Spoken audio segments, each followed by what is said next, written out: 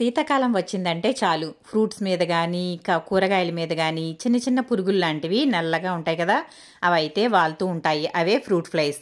వాటినే నుస్ములని కూడా అంటారు. ఆ నుస్ముల ప్రాబ్లం ఎక్కువగా ఉంటుంది. ఎక్కడ ఫ్రూట్స్ పెట్టినా, కూరగాయలు పెట్టినా, తినేవి ఏవి వస్తువులు పెట్టినా సరే వాటి మీద వాలుతూ ఉంటాయి. మరి వాటిని ఏ విధంగా పోగొట్టుకోవాలనేది ఇప్పుడైతే చూసేద్దాం.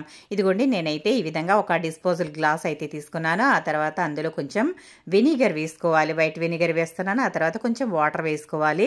ఆ తర్వాత ఇదిగోండి ఈ విధంగా విమ్ లిక్విడ్ అయితే కొంచెం వేసుకోవాలి.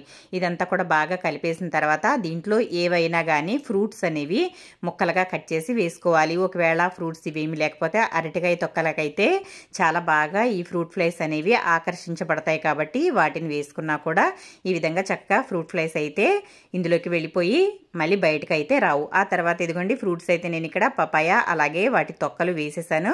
ఆ తర్వాత ఈ విధంగా ఒక కవర్ని ఇలా చిన్న ముక్కగా కట్ చేసుకుని ఆ తర్వాత ఒక రబ్బర్ బ్యాండ్ అయితే తీసుకుని ఇలా పెట్టేసుకోవాలి. ఇలా పెట్టేసుకున్న తర్వాత ఒక పిన్నిస్ తీసుకుని దాన్ని కొంచెం వెయిట్ చేసి ఈ విధంగా హోల్స్ అయితే పెట్టేసినట్లయితే ఈ ఫ్రూట్ ఫ్లైస్ అందులోకి వెళ్ళిపోయి బయటికి రావు.